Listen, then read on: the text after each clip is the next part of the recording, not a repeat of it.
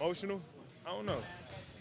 I mean, I never experienced an emotional game, or I couldn't answer your question about it right now. I don't feel like it's gonna be an emotional game, but that's right now. So Maybe close to the game time. I don't know. I don't know. I never thought about it. I don't know. It's probably a question you could ask me afterwards. Is it kind of crazy that Kyle might probably won't play? Like, you were looking forward to that matchup too? He ain't want to play in the beginning. Nah, but I wish I wish he was healthy, be able to play, and go out there and compete against him. One of my all-time favorite point guards I ever played with, one of the toughest competitors I ever played with. So, I wish I was able to for him to be out there. So.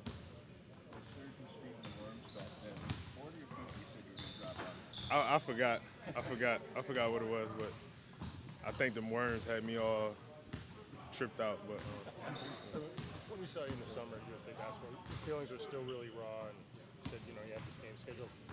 At what point did it kind of start feeling normal to be in San Antonio, and you're no longer a guy who'd been traded? Once I got here and got a chance to, feel, the acceptance from the fans, from the organization, and just getting comfortable with my teammates. I say that. Excuse me. Thank you. Once I got here.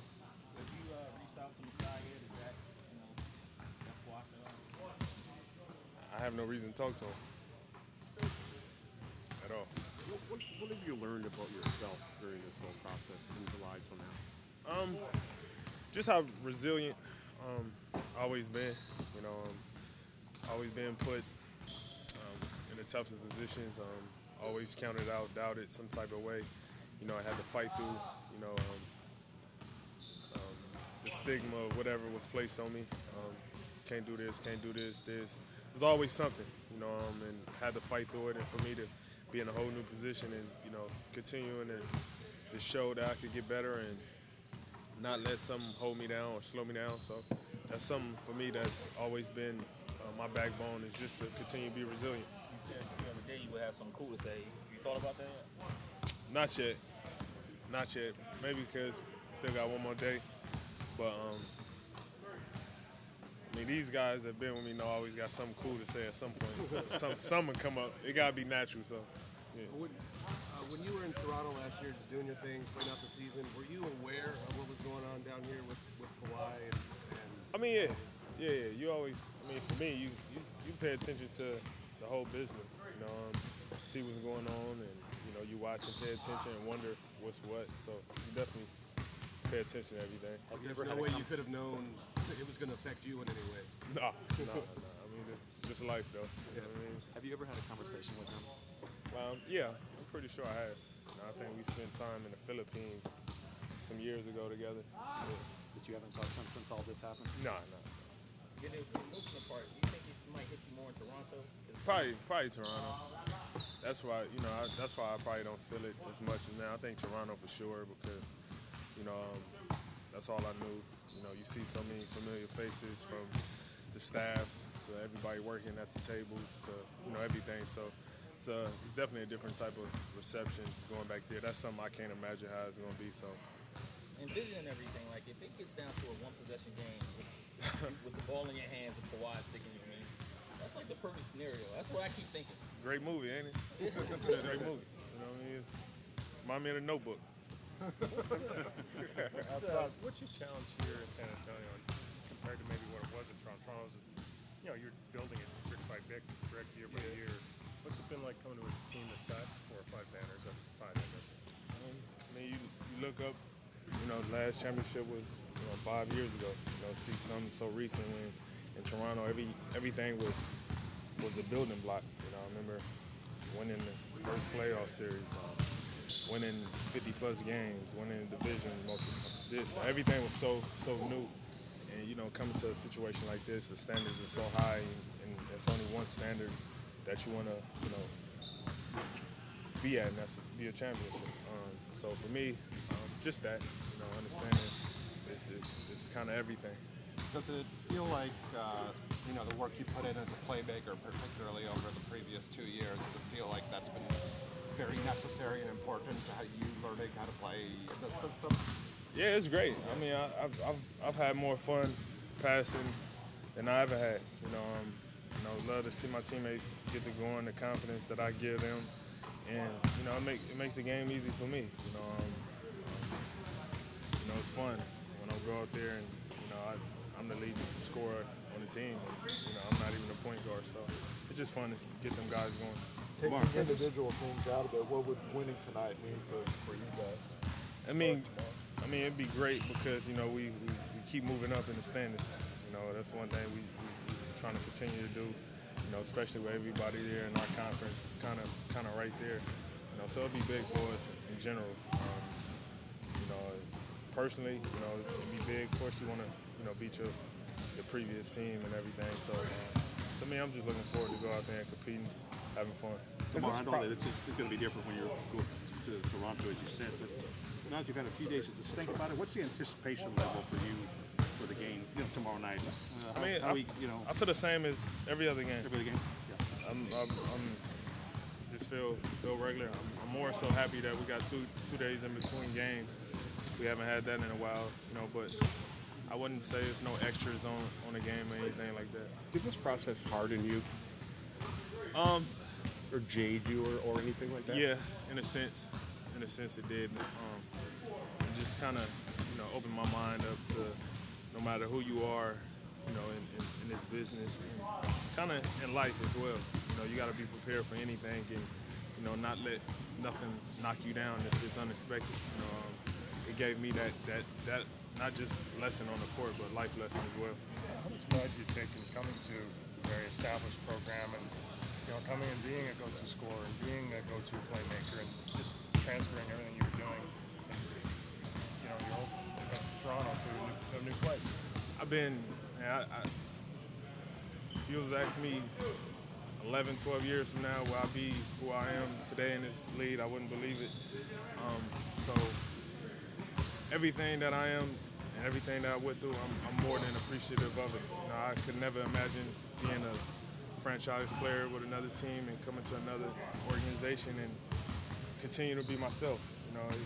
It's hard for anybody to get that opportunity.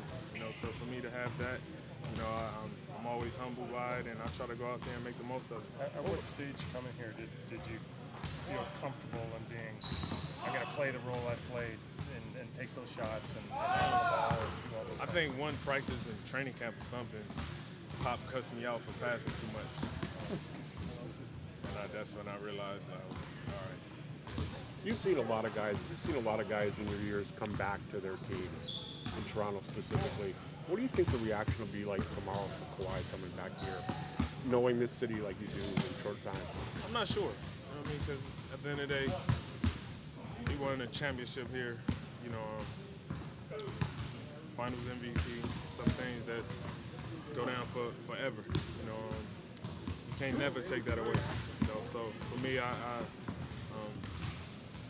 any organization be appreciative of a player bringing them a championship. Of course, they never want to see their star player leave, but things happen. So for me, you can't take that away for the things that he done here. Were you ever tempted to blame him for what happened? Nah, no. I have no ill will towards him, nothing. At all. I don't. Can you talk about the way the fans have embraced you here, DeMar? Yeah. They reached out and stuff to you? Yeah. You feel comfortable? That goes back to what I was telling Mike. It's just simply, you don't get this opportunity to be loved in one place and come somewhere else and be loved just as much and accept it so quick. So, I'm very appreciative of it. Doc said the other day that one of the things that probably maybe bothered you the most is that you didn't get a chance to see it out in Toronto. Yeah. Is that fair?